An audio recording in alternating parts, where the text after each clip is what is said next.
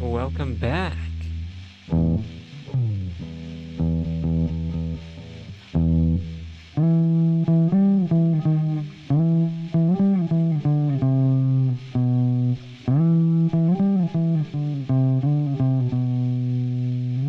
Yeah, it's the lesson from last live stream.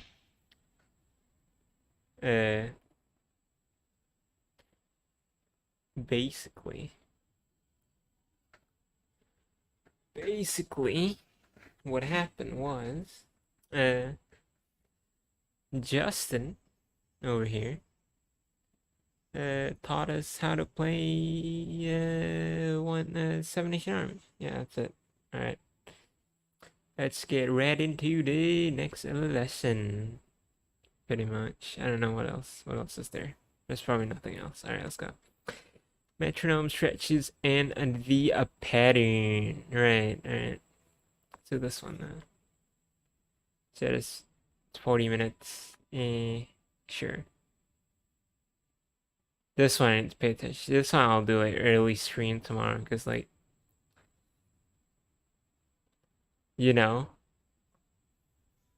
I want like proper understanding of all of these. So yeah, let's start. As per usual. Hey, how you doing? Justin here. Welcome back for lesson 4. I hope your chord changes are going nice and smoothly, your fingers aren't hurting too much, and your strumming is feeling nice and relaxed. We're going to be developing all of those things in this lesson today. Specifically, we're going to be learning one new chord, which is our D minor chord. We're going to have a bit of a look at a finger stretching exercise, which will be really helpful for any of you that are feeling that reaching some of the chords is a bit of a struggle. And we're also going to be spending a bit of time looking at our strumming, specifically how to miss a down strum, which doesn't sound like it'd be very difficult, but for most people, missing a down strum can be a little bit awkward feeling. But when you get it, you'll be practicing one of the most common strumming patterns that's ever used, a really, really special one. A couple of things I want to mention before we get into the lessons. The first one is keeping your fingernails short. Now, I really noticed in my practice, my left-handed practice last week, my fingernails had got just a tiny bit too long, and it really made a difference when I cut them. So make sure you pretty much don't want any white on your fretting hand. So I was looking at that because I was doing my left-handed practice. On this hand, it's okay to have a little bit, but too much white fingernail showing through, or any chance of the fingernail touching the wood of the fretboard is going to make a bit of a problem. So really, it's much better to try and keep the fingernails as short as you can. Obviously, it doesn't have to look weird or be uncomfortable or anything. I'm not suggesting you go that far, but keep it as short as you're comfortable with. And if you can feel the fingernails touching on the wood of the guitar fretboard, you probably need to give them a little bit of a trim. The other thing that I've mentioned it before, but it's your choice of pick, particularly for the strumming, is really going to make a big difference. So I found by this point I was using 3 different picks. The kind of the orange, it's commonly called a Tortex pick, which is kind of like a medium thickness pick. It's a little bit flexible, but it's not a flexible pick, but that's about as thick as I like to get on an acoustic guitar. Now, if you've been following me along so far, you will already have like a paper thin pick. And for all of your strumming exercises, you want to be doing most of your strumming using a really as thin as you can get pick. Go to the store and ask for the thinnest pick that they have. I really like these nylon ones made by Jim Dunlop, but whatever ones that you got that's really, really thin. But I also found myself sometimes using one that was a slightly thicker pick. It's still the nylon one, but this one's 0.60 millimeters as opposed to 0.46 millimeters. Which doesn't seem that much, but it does make a bit of a difference. And when you start to play with a thicker pick, you have to hold a little bit more delicately. And so what I found was that for a lot of the exercise, like the finger stretching exercise or picking the chords out, I found that the orange pick, the thick, kind of like a medium thickness pick, was much better because you got a lot more control over it. But as soon as I started strumming, I was going for the really super thin pick. If I'm starting to feel a bit more confident with my strumming, I was trying the slightly thicker one, which I've just dropped on the floor and I don't want to pick it up. So I was going for the slightly thicker one, And definitely for the songs, I'm going for the really thin pick, because when you're trying to do that and you're thinking about playing in time and getting your strumming and the chords and all of that together, the last thing you want is your pick digging in, and a thin pick really is a lot more forgiving than anything else. So we're going to start the actual lesson today looking at the finger stretching exercise. So I hope you'll join me for that in a sec.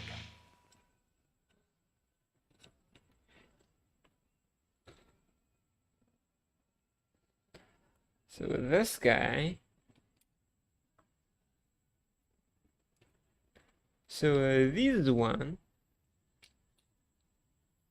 I don't know why I made an accent there, whatever. This guy's a little bit more softer than the black one. It's a little bit more flexy, but just a little bit though. They're pretty much the same actually, but this feels more flexible in some way. But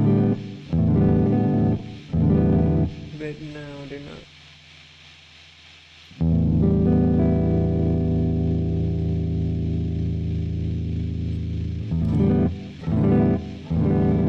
Not flexible enough to make a difference, so I might as well just stick with the black one. Looks cleaner.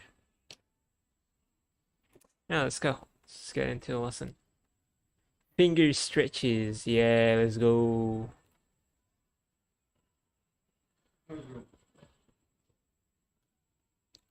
Finger stretches. 10 minutes of this. Okay, see, this one is gonna be important to me, probably. Hey, how you doing? Justin here, back with you for a finger stretching exercise for beginners. Now, some of you are going to find this exercise really hard. Some of you are going to find it relatively easy. It just depends a bit on your anatomy. If you've got really long fingers, really short fingers, really flexible fingers. So it will be a little different for everyone. I'm going to show you the kind of the process and where I think that you want to get it to, at least, particularly those of you that got short fingers or not very flexible fingers. Now, the exercise itself is really simple. It's important to realize it's not a speed exercise. Okay, so don't go trying to do it faster. That's not the point. The point is slow and feeling a stretch in your fingers. So it's much more like kind of a yoga thing. You don't do those kind of things really quickly if you're stretching before any sort of exercise. You don't do it real fast because you'll injure yourself. The idea is that you do it really slowly and you kind of feel it stretch a bit. You should feel this exercise not hurt, but you should feel it stretching. Okay, if it's not stretching, you're not doing it hard enough, like you haven't got enough stretch, not pressing harder, obviously, just you need to make it a bit more stretchy if you find it too easy. So I found when I was doing this left-handed that even this basic one at the 5th fret, I could kind of get my fingers in the right spot, but it mostly hurt in here, in this muscle between my thumb and my first finger. Now, that's also one of the things that develops with this exercise. So it's partly to do with finger flexibility, partly to do with finger strength, partly to do with getting your little finger involved, and partly for developing this muscle between your thumb and the first finger, as well as independence and picking different strings. There's a load of stuff going on in this exercise. Speaking of picking, for this exercise, we're going to use all down picks, okay? You might find it helpful just to anchor your little finger there on the guitar, anywhere on the guitar will do. Scale. Obviously, if you're playing acoustic guitar, you don't want to pop it in the sound hole, right? But just leave it resting. It can move around, but just leave it resting. And then you're just going to use all down picks all of the way through. Now, let's start off together with our first finger at the 5th fret of the thickest string. You want to try and keep that finger nice and parallel, so not too much of an angle like that. There are chords and times where we use our fingers at an angle, but this exercise is one of them. So we're going to play that one note. Then we're going to put our second finger down 1 fret higher, trying to get it up next to the fret if you can. Then your third finger is going to go again 1 fret higher, trying to get it next to the fret if you can, i.e. like not here at the back of the fret, because we know that's likely to give you that buzzy sound. So trying to get it right up next to the fret if you can. Then little finger. Now I've got a really little finger, so for me that's already makes for a little bit of a stretch. Not with this hand, okay, I can easily stretch a bit further than this, but for my left hand, when I'm playing left-handed, so my right hand is doing the stretch, just doing that was already difficult. So don't be upset or feel like you're not going to be good at guitar if you're finding that difficult. That's pretty normal. So then we're going to move it on to the next string. So we're now going to play the first finger on the 5th fret of the 5th string. Going to play that, then second finger, third finger, and then little finger. Now it's Yeah, not it is chromatic scale. designed to go in a hurry. If you can see, I'm kind of keeping my fingers roughly where they should be. Now, this exercise is relatively easy for me now. If you want to go and watch me doing it left-handed, it doesn't look anywhere near so easy, I can promise you. And even just doing this much is really hard. Now, there's a few things here to notice. First of all, the second and third fingers tend to kind of join together, and the first and fourth fingers tend to spread apart, and that's normal. That's just to do with the anatomy of our hand. So don't feel like they should all be square on, because it's just not possible. Our fingers all kind of join into the palm, so they kind of meet in the middle. That's how they work. So doing this kind of exercise, you'll always find that second and third fingers sit together a little bit, first and little fingers kind of splay out a little bit sideways. So don't worry about that in the slightest. What you're aiming for, particularly on the thinner string, most people will find just that difficult. Curling the fingers right around so that the fingers are going first, second, third, fourth, right up next to the fret. Trying to keep the palm there parallel with the fretboard, if you can. Okay. And again, that's going to be pretty difficult. Most of you will find it's a bit more like that, like little finger will have trouble curling up. Again, like with everything else I've talked about with this course, you've got to be a bit forgiving with yourself at these early stages. If you find this really tough, that's okay. Just stick with it. All of us can touch our toes if we put a bit of effort into doing a bit of stretching every day. I struggle actually to touch my toes. I've got terribly tight hamstrings. But the idea is that if you find something, particularly physical things that are difficult, you just have to work on them. To be honest. Whether it's getting strong or weightlifting or running or flexibility or whatever. And this part of guitar, this aspect of the guitar is quite physical, and you just have to keep doing it. So this exercise I'm going to prescribe 2 minutes a day for the next week or two. And just really taking it nice and slowly, just working your way up. Let's just do the whole exercise now. So do first finger, second finger, third finger, and then fourth finger. But we're not in a hurry. And then we're going to move it down a string. Trying to keep each one. Now I'm going to do, probably for some of you, will look a bit more like this. Like you won't be able to hold it, so your fingers will be like this. And then you have to try and put that finger, and then when you go to do this, your first finger wants to sneak up with it, but you've got to try and hold it back. So trying to get that third finger in, and then the little finger, oh come on, just, if that's what happens, that's okay. You're trying to get this stretch out like that to try and make it feel like it's getting wider, like your grip is getting wider. But like I said, if your finger's like this and you find, what you don't want is to let first finger slide up like that. So the first finger is now out of position. That's what you don't want. So you want to make sure, even all of the way through, if second finger's there, first finger's trying to sneak up, try and keep first finger back. Even if third finger won't go any further than that, that's okay. Little finger, come on. You want it to go there, but if it's only going to get to there, that's okay. Don't let first finger off, okay? You try and get your way all of the way up to the thinner string. And when you get to the thinner string, you go back down, but you're still going up each string. This isn't like playing a musical scale. This is just an exercise. So we're going up each string. Now, almost certainly a lot of you are going to struggle a bit with the picking as well. I did as well when I was trying to learn this. So you might find yourself going like, and then trying to get, there's the right string. There we go. And now the next one. Oh, where is it? It's, don't worry about it. These exercises have got a whole heap of things that you can learn, particularly the first few days of doing an exercise like this. You're going to find it pretty difficult. Really, just don't worry about it. Do the best as you can and try and develop it through the weeks. You will find even a couple of minutes a day for a couple of weeks will make a big difference. And you'll find that you're able to, you might not be able to stretch it a whole lot, but you'll find the actual picking of it and the placement of the fingers at least easier. Now, if you're finding this exercise way too easy, you just start moving the fingers further toward the nut. So here you go, and yeah, I'm cool with that, man. As you start moving down this way, the frets get a little bit further apart. And probably by the time you reach the first fret, I mean, that's a pretty decent stretch. Most beginners would find it difficult to get the fingers to spread out like that all of the way and keeping them right next to the frets. I have to work at that if I'm going to get them the whole way. So you know, if you're comfortable with that, you probably don't need to keep doing this exercise, to be honest. If you're totally comfortable at the first fret with this one, maybe try and find some other things that you're struggling with, maybe your chord changes, or if there's a chord Yeah. that you're struggling with, or you're strumming, find the thing that's not working for you real well and spend your time practicing that. But I think for most people, doing a bit of this finger exercise is going to be a really good thing. Like I said, for a whole heap of reasons: the picking, the finger stretch itself, the independence, using your little finger possibly for the first time, all of that. There's a whole heap of goodness in this exercise. If you really want to push your limits, there's my limit. So I can do 1st fret, 3rd fret, 4th fret, and the beginning of the 6th fret, but not right near the end. So that would be your goal. I have got a stumpy little finger though. That's it. And you know, everyone says, "Oh, my fingers are too short. My fingers are too fat." Like, we've all got things that we moan about with our hands. That's my, you know, I've always had a little finger, and so there are some things that I really struggle with. But you just have to find your own way around stuff when you encounter a problem like that. There's nothing that can stop you learning to play guitar.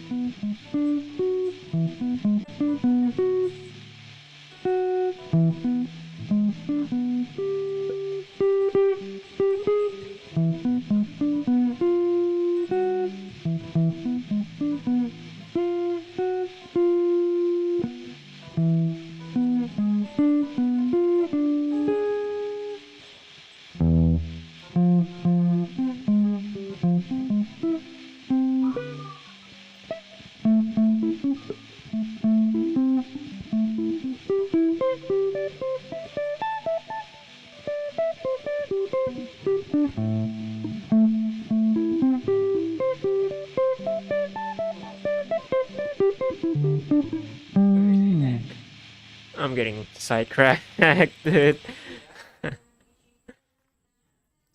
So if you're wondering what I was doing there,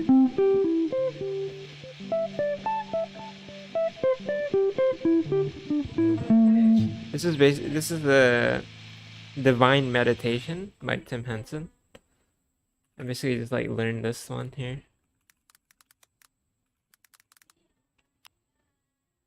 This.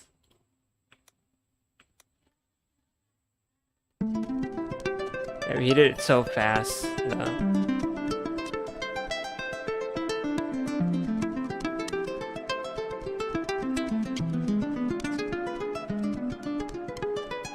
Yeah, that's what I was doing, but you know, I was doing very slow, and I only have like the first part down.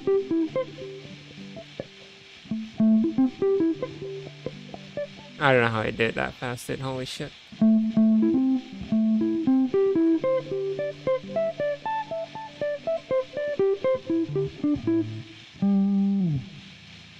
This guy's insane. Let's go next. But yeah, that's if you don't think the chromatic scale is like fun or whatever, do it. Still do it. Chromatic scale is still one of the best. One of the best practice you can do for guitar. You just really work on your left hand, your fretting hand. But then like if you feel like you've gotten pretty good, then you can do divine meditation. But it's still like super hard though. I wouldn't really recommend it to any beginner, honestly. I wouldn't recommend it to myself, really. But I just do it because I thought it was good. I thought it was fun. Now let's go. Hey, how you doing? Justin back with you today for a look at the D minor chord. Now, I know D that minor you all chord. know the difference between a major chord and a minor chord is very often one note. In fact, it is definitely that case for these beginner open minor chords that we're learning. We've already had a look at A minor and E minor. Hope they're going splendidly. So today we're looking at D minor. Now, let's have a look at the chord first of all. Now, this is how I'm going to teach you to play it. It's using your little finger on the 3rd fret of the 2nd string. Now, the traditional fingering is using 1, 2 and 3. Most people will find getting the 3rd finger up near the fret very difficult, so they end up playing it back like that, and then you often get this dead note in the middle of your minor chord, which just isn't really a happening sound at all. Using your little finger is good for quite a few different reasons. One, it's fairly easy to get to compared to using your having your 3rd finger like that far away from your 2nd finger, which most people, as I said, will probably struggle with. So yeah, I can probably skip this one. I know what a D minor is. It's just this.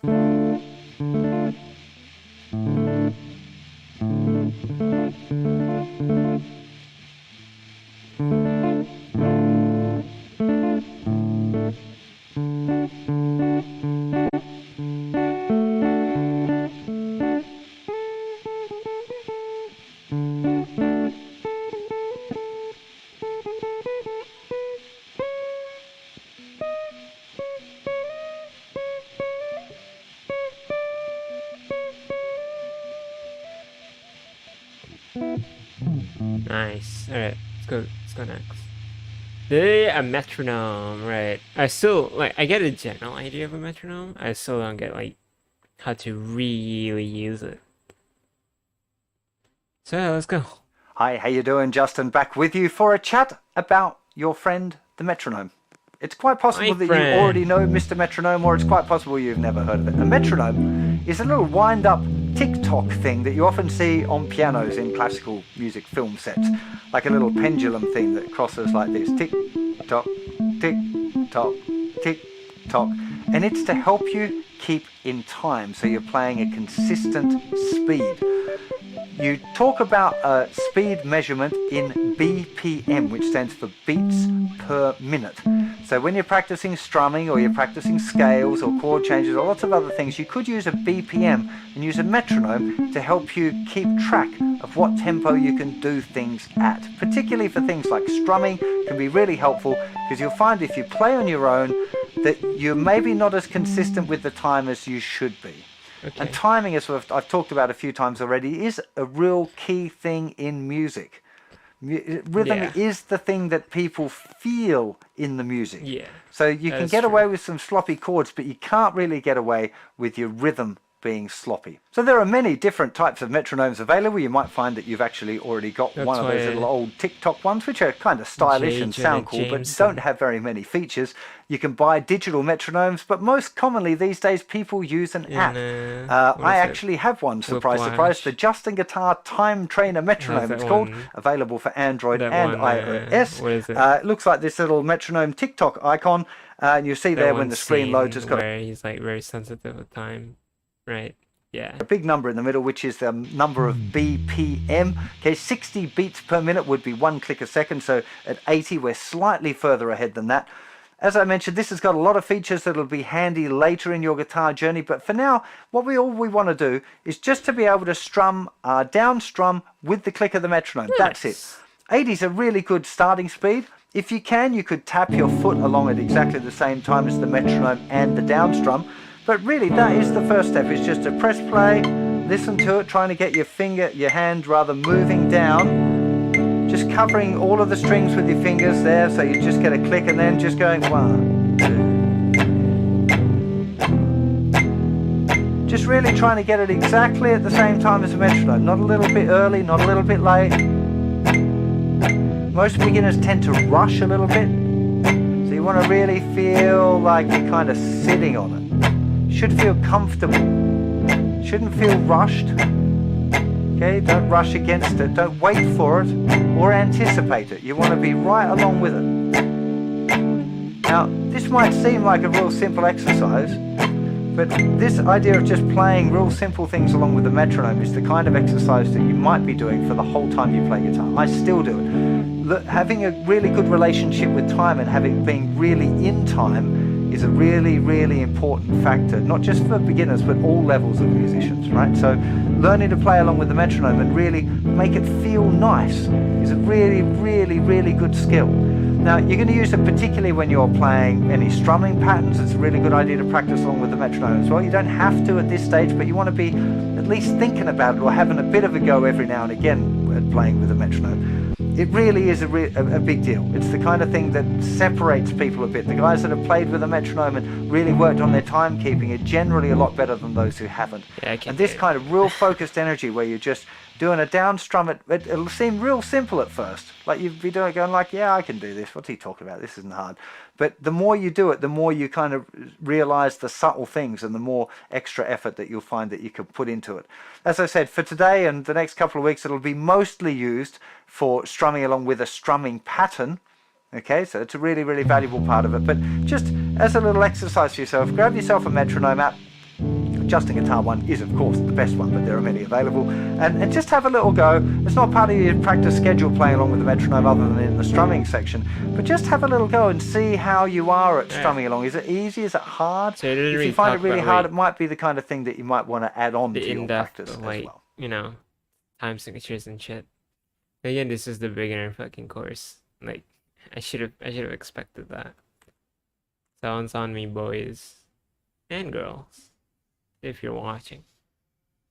Probably not. Hopefully not. This is for myself.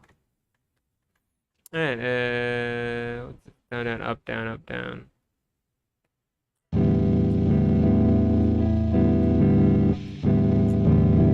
One and two and three and four and 1 and 2 and 3 and 4. That's one of them. And then down, down, up, up, down.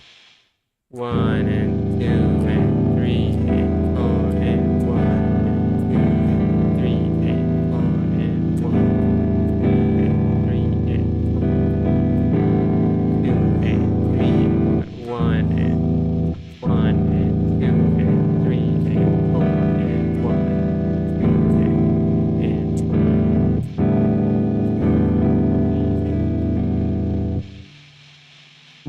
down.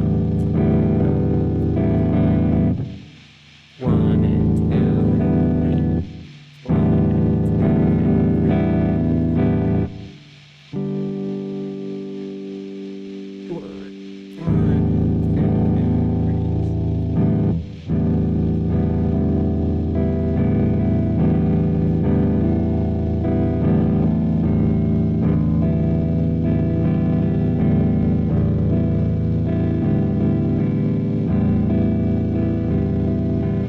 I should have gone into the lesson. Go. Hey, how you doing, Justin? Back with you again for a chat about missing down strums. Now, as I kind of alluded to in the intro, this doesn't sound like it'd be very difficult, right? Especially if you're just doing down strums. I said to you, okay, we're going to miss the third down strum in the bar. And you're going, okay, I can do that. Like 1, 2, 3, 4. 1, 2, 3, 4. Give it a little go. Try, grab your guitar up right now. See if you can follow along with me. We're just going to strum the strings on 1, 2. On beat 3, I want you to move your hand down but not strum the strings.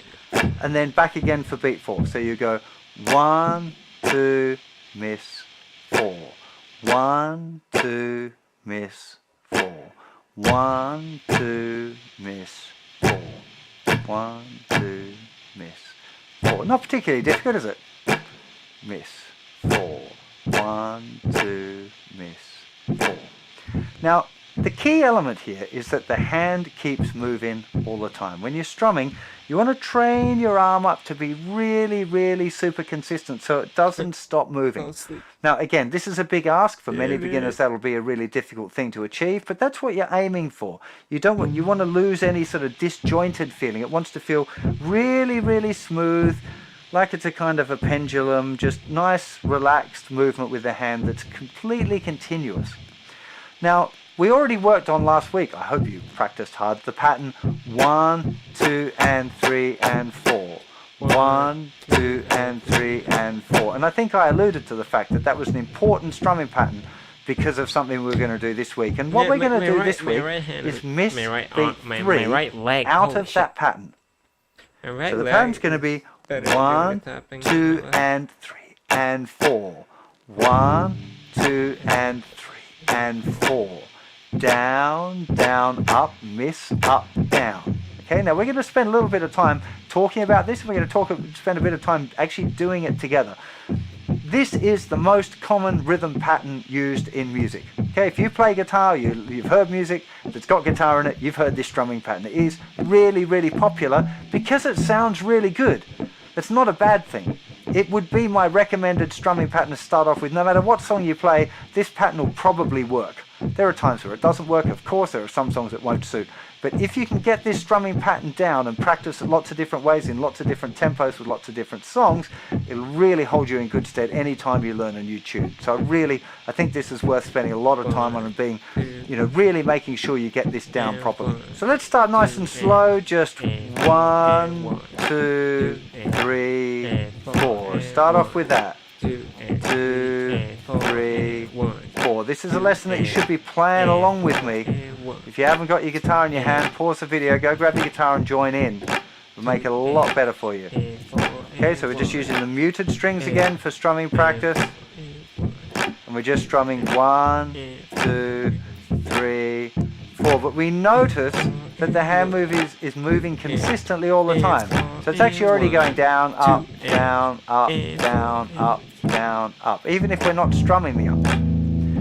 Now we're going to move into doing that pattern that we talked about last week. So it'll be 1, 2, and 3, and 4. Down, down, up, down, up, down. That's 1, 2, and 3, and 4.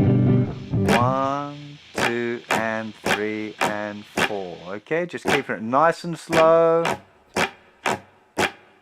1, 2, and 3, and 4. 1, 2, and 3, and 4. It's worth doing a little bit of this. Don't be in a hurry. 3 and 4. If you count it out loud as well, that can really help. So count along with it. 1, 2, and 3, and 4. 1, 2, and 3, and 4. Okay, one more, and now we're going to move to the new pattern where we miss out the 3. 1, 2, and 4. 1, 2, and miss, up, 4. 1, 2, and 3, and 4. 1, 2, and 3, and 4. That's down, down, up, miss, up, down.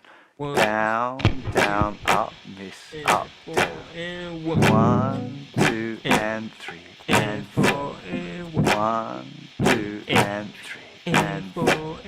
1, 2, and 3, and 4. Last one. 2, and 3, and 4. Now, this kind of repetition is really, really important when it comes to strumming patterns. As soon as you try and apply the strumming patterns to songs, it gets a whole lot more complicated because you're thinking about the chords and the strumming and the timing and the words and the steering. Well, there's so many different things to be thinking about. So when you're practicing strumming, really recommend this idea of just muting the strings. If you want to do it with a metronome, that's a really good idea at this point. You don't have to, it depends on how comfortable you're feeling with the metronome. If you're finding that really difficult, you might have to do a bit of extra work doing a real simple strumming pattern, like just 4 down strums with the metronome and getting used to that. If you're feeling like, yeah, I'm kind of cool with this, then you want to have a go at trying to play these patterns along with the metronome between, say, 80 beats per minute and 100 beats per minute. Probably not too much faster unless you're feeling super confident, or slower, because slower actually gets hard as well. Because when you're going really slowly, you lose some of that kind of momentum.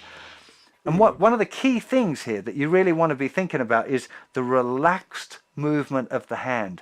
So I found when I was doing it, I could make the movements, but my hand felt really, really stiff, and it was just all kinds of horrible. It didn't feel nice to do. The biggest problem for me was using a too thick a pick. Okay, if I was trying to use like the classic medium pick, it's just too difficult for me when I was starting to do this pattern at this stage of your journey. So I found using the real paper thin pick, as soon as I went to it, it was like, oh yeah, we're good now. I can relax a lot more. You can kind of hold the pick a little tighter than you probably should, because ideally you want to hold it really super relaxed, but you can hold onto it in a kind of a confident way, and then just let your whole arm relax as much as you can. So while you're practicing the pattern, once you've got it kind of automated and you're doing the pattern on its own, you want to then start thinking more and more about trying to relax the whole arm. So you really just, it's going 1, 2, 3, and 4. It's like the down strums are like your hand falling down, and then the upstrokes are just lifting it back up, so it's relaxed, and then little lift, relaxed, and little lift. You're really aiming for that relaxed feeling. It'll help you play in time as well. Like I said, a lot of beginners kind of rush too much, and part of that being really relaxed will help you kind of sit on the beat nice and comfortably. Music is a form of expression, and when you feel relaxed when you play, people listening to you will feel relaxed, and you'll feel more relaxed. It's like a little happy circle where you just get, oh yeah, I'm in the groove now, it's nice and relaxed, it feels good, and then everyone around feels good, and you feel good. You know, whereas if it's really tight and tense and not really working, it kind of feels like that, and it sounds like it. It is one of those things where it's easy for me to say, like, yeah, just relax, man, because you rightly say, like, you can do it. But I've just done it in the left-handed thing, and I found it really difficult. But the times when it was best was when I managed to relax. So I was struggling with it as well. It was just felt awkward and tense. And as soon as it relaxed, it just was like the whole thing felt better. So as soon as you're in that groove, as soon as you're kind of making the motions right and you can do the pattern consistently, you want to try and switch your concentration into just really trying to keep it feeling good and keeping it as relaxed as you can. If you feel good with it, try playing it to songs. If you don't feel good with it yet, keep it separate and work on basic strumming patterns that you know already. But as soon as you're kind of like, yeah, I'm cool with this pattern, start trying to incorporate it into your song practice as well.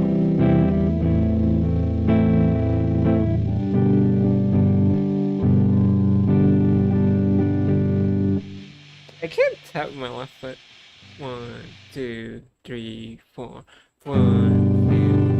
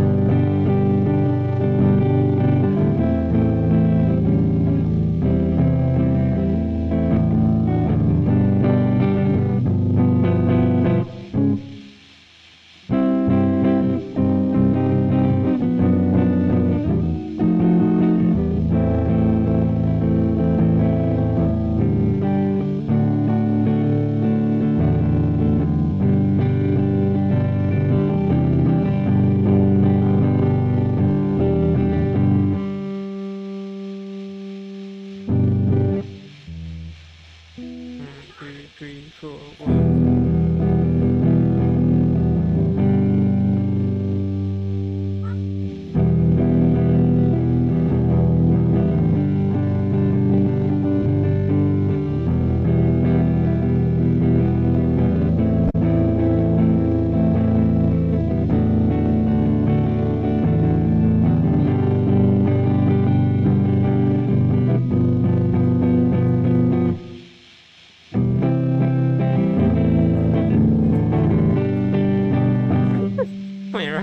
My right leg like moves better than my left. Bruh. How to read guitar tabs. Okay, this one's easier. I can probably skip this one, but you know, let's see what's up. Hey, how you doing? Justin here, back with you on your beginner journey. And today we're going to talk about a thing called Guitar Tab, which you've probably heard of before, right? It's the way that we write down guitar music. Many of you are probably aware that there's a thing, traditional notation, what we often call dots, which is actually really difficult to read on guitar, principally because on guitar we can play one note lots of different ways. So like the top space on a guitar stave can actually be played on the guitar here, the thinnest open string, the 5th fret on the 2nd string, the 9th fret on the 3rd string, the 14th fret on the 4th string, the 17th fret on the 5th string, and if it had a 24th fret we could play it on the 24th fret on the thicker string. So potentially 6 different ways of playing the same written notation, and that can make it a little bit difficult. In Guitar Tab, instead of having 5 lines like we have in normal dot notation, traditional notation, we have 6 lines, and those 6 lines represent the 6 strings on the guitar. Okay? The thickest string is at the bottom and the thinnest string is on the top. So for me, I look at it, if I lie the guitar strings down like that, then I can see the bass strings at the bottom and the treble strings at the top. You'll often see on Guitar Tab, tab is written as well at the beginning of the tab, and you'll see the T is at the top where the treble strings are. The treble is the high sounds, and the bottom, the B, the bass, is where the low strings are, the bass strings. So that can be a nice way to remember as well, that the treble, the thin strings, the top sounds are at the top, and the bottom strings, the bass strings, are written at the bottom of the Guitar Tab. Now, on those 6 lines are written numbers, and the numbers tell you where to put your finger. They don't tell you which finger. For that you have to use a little bit of logic, or figuring it out, or being told, or just there's lots of different ways that you'll approach figuring the fingering out. But what the number tells you is the fret that you need to put a finger. Okay, so let's have a little look at a couple of examples here. First of all, we'll play the 5th fret on the thinnest string. So it's a 5 on the top line of the tab. So the top line, we know, well, that's the thinnest string. It's the 5th fret. So 1, 2, 3, 4, 5. So if there's a 5 on the top line of a tab, we would play that one note. If you see a 0, that means that you're going to play a string open, i.e. with no fingers on it. So if you saw the 3rd from... If you see notes that are written on top of one another, they are played at the same time. Yeah. Okay, so if you are playing a chord, let's say an E chord, like this, this would be written in the tab with a 0 on the bottom line to say that string was played open, then a 2, then a 2, then a 1, then a string. There isn't any rhythm shown on Guitar Tab. Now, it is possible to add rhythms if you want. Sometimes I find that I do that on my own transcriptions if I'm writing a tab. But at the beginner stages, rhythm reading is often far too complicated, and it's a lot easier just to listen to a riff or a song or whatever and figure out how to play a riff that way rather than reading the rhythm. I will be explaining some basic rhythm patterns, particularly for the ones where we're strumming, so you get an understanding of what rhythms look like when you're strumming. That's a very helpful thing. But particularly for any more complicated solos, you'll find that they look way more complicated, and if you actually just listen to it, you'd be able to play it. Looking at the rhythm would probably freak you out most times. So I would recommend that you get used to reading tab as soon as you can. It's definitely one of those skill sets that you're going to find very useful if you're looking on the internet for songs or whatever, you know, music that you like, or you want to play your favorite riffs or whatever. You're going to have to learn to read tab. Now, the sooner you get familiar with it, the better. It's not a difficult system. It's very, very easy, which is possibly why guitar players like it so much. Traditional notation does have its place. If you want to play jazz or classical guitar, you would have to approach learning traditional notation. I do read notation myself, but I don't recommend it for most beginners. I just don't think it's necessary. There's a whole lot of fun you can have without classical notations. If I want to learn jazz, bro, that's fucked up. All right. Hey, how you doing? Justin back with you for a whole heap of fun today. We're checking out the riff for Sunshine of Your Love by Cream, famously the legend that is Eric Clapton on guitar. We're just going to be dealing with the riff, and it's not exactly the way it was played on the record. If you want to check that out later on your journey, I've got a lesson over on the website. This is a kind of slightly simplified one for beginners. It's the right notes and everything. We're just playing in a slightly different part of the neck. There's heaps of cool things to learn in this for a beginner. We're going to be using all down picks, but you're going to find it changing strings a bit, which you're going to find a little bit challenging. If you want, you can rest your little finger on the guitar there somewhere to give you an anchor point. I tried doing that most of the time, but sometimes I found myself just playing freely as well, and that's okay. So see what kind of works for you. Don't worry about the picking too much. Most of the fun is going to be in the fretting hand. So let me play you the riff first of all so you can see what it is we're going to be doing.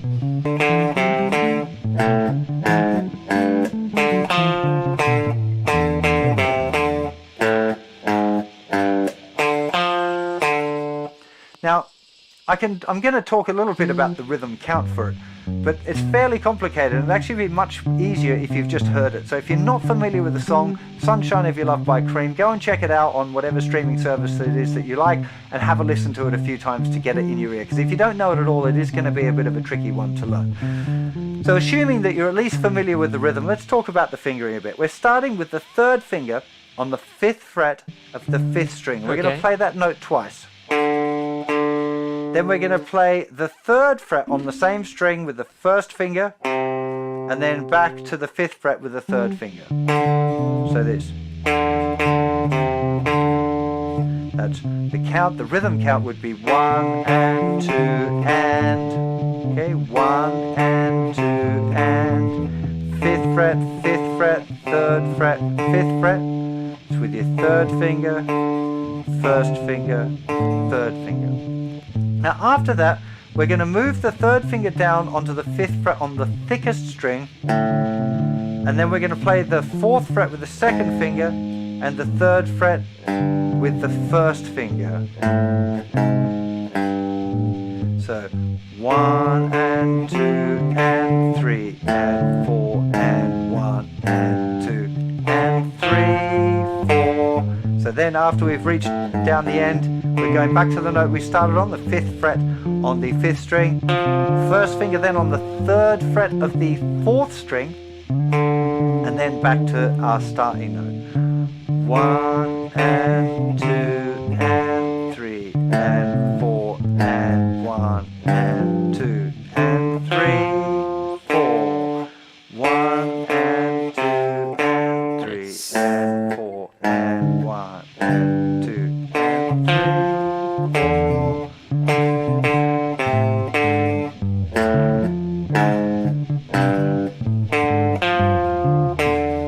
Now ideally you want to kind of keep your fingers spread out where they are ready to go. So you see I don't really have to move much my hand, the fingers are kind of all ready to go. That wasn't the case when I tried to play it left-handed, I got to be honest. I found it actually surprisingly difficult, almost to the point where I was like, well, maybe this riff's too hard for this stage and maybe I should move it later. But by the end of a couple of weeks, I kind of mostly had it, and I'd really noticed my picking had improved, my pick accuracy. One of the things that you get from doing this kind of riff practice is the synchronization between the hands, the fact that you're playing a note and your fingers are moving at the same time. And that's one of those things that I didn't used to teach in the beginner's course, but then people had a sudden big learning curve when they started learning scales or improvising or riffs or whatever. And I think you're better off starting with this, even if after a couple of weeks you haven't totally nailed the riff. It's okay, you're going to learn a lot in the process of practicing it. So just a couple of minutes a day, trying to get that is going to help a whole lot. Now, if you're familiar with the song and you're not finding it too bad, you can move the whole thing down a string as well. So literally one string toward the floor.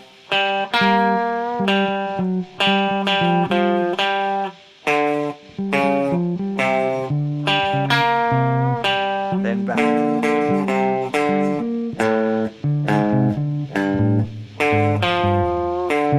Now I do notice sometimes when I'm demonstrating these things I'm putting a vibrato and stuff like that on.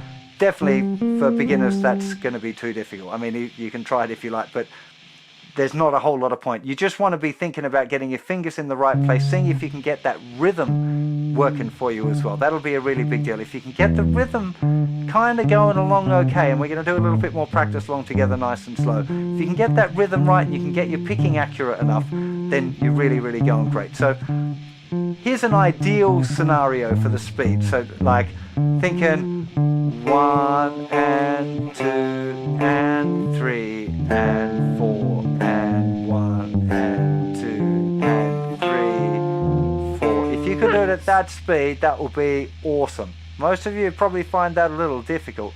Maybe after a week's practice or whatever, then that'll be achievable. But still tricky. This is a tricky riff, but it's loads of fun. And like I said, each one of these things that you're learning has got a heap of different aspects to it that are going to help you on your guitar journey in ways that you probably even can't anticipate just yet. But believe me, it's going to be a fun one. I really hope you enjoy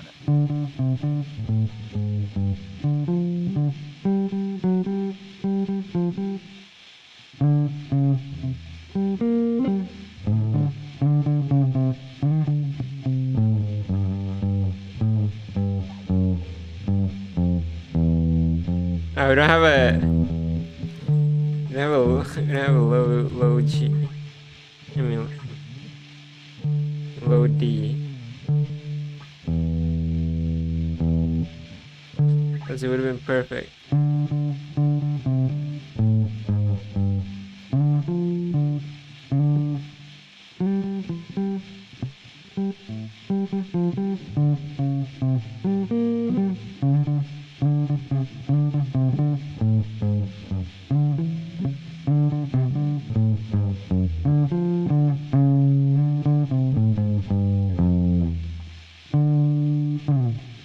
The cool thing is, even though this is still the higher octave, it still works because it's the same fucking note.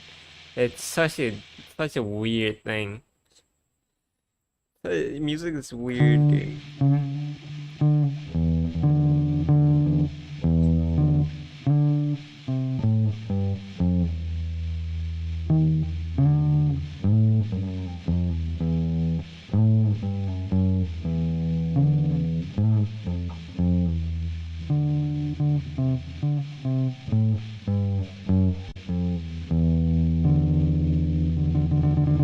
It doesn't sound as good if it has a low D, but still, it's just still sound better than if you just like, I don't know,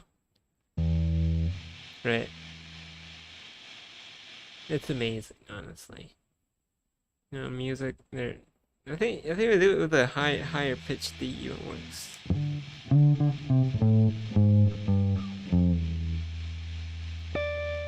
See? It doesn't sound as horrible.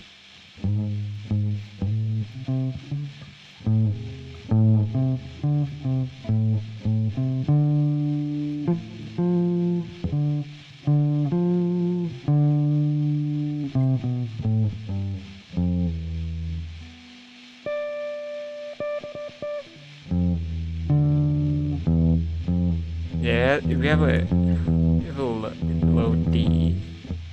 Like perfect. But yeah, it's like the module done. I'm going. Oh fuck.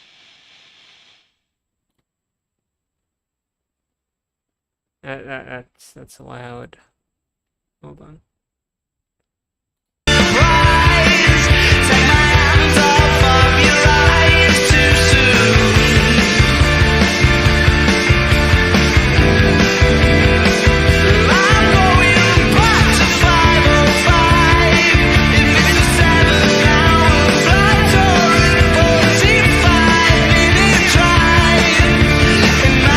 Imagination, you waited lying on your side.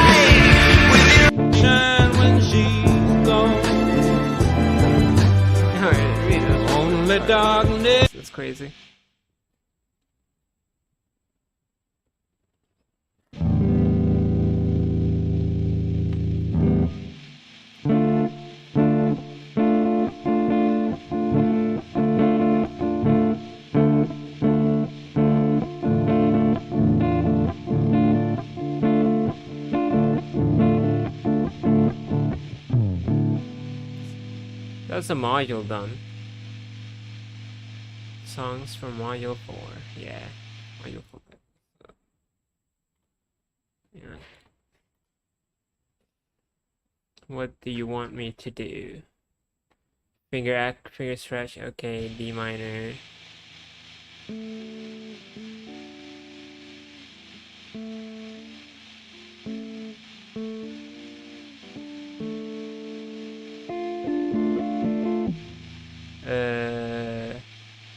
Changes, chord changes. Old Faithful. That's loud. What the fuck?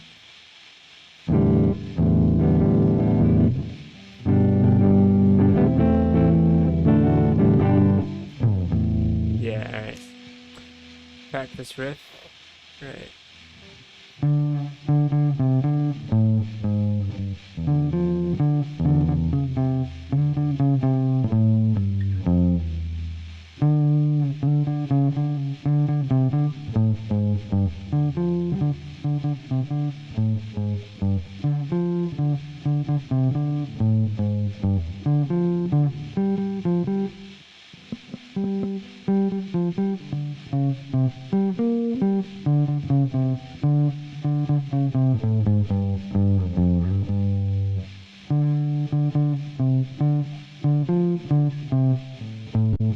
I don't know how the song goes, but yeah, I was just improvising. Haha. But yeah, okay. That down. And song work.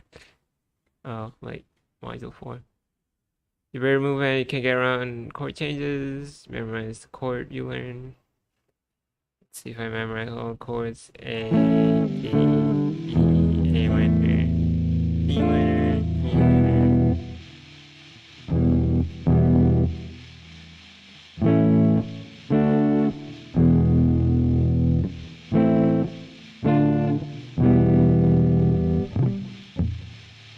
Nice.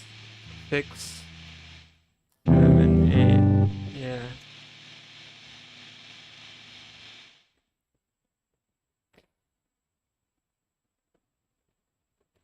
Alright. Module 5. And that one I will save for tomorrow. Maybe. Whenever I'll stream next. Module 5. It is practice. Practical music theory. Songbook. Right. C chord. And a Nirvana riff.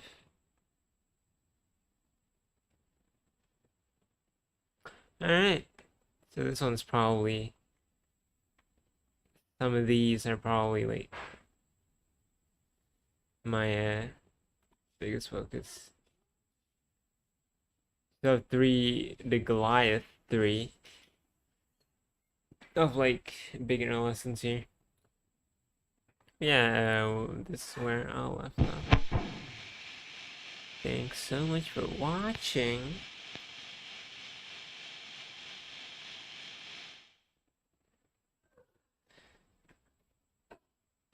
Yeah. We'll continue next time I'll stream.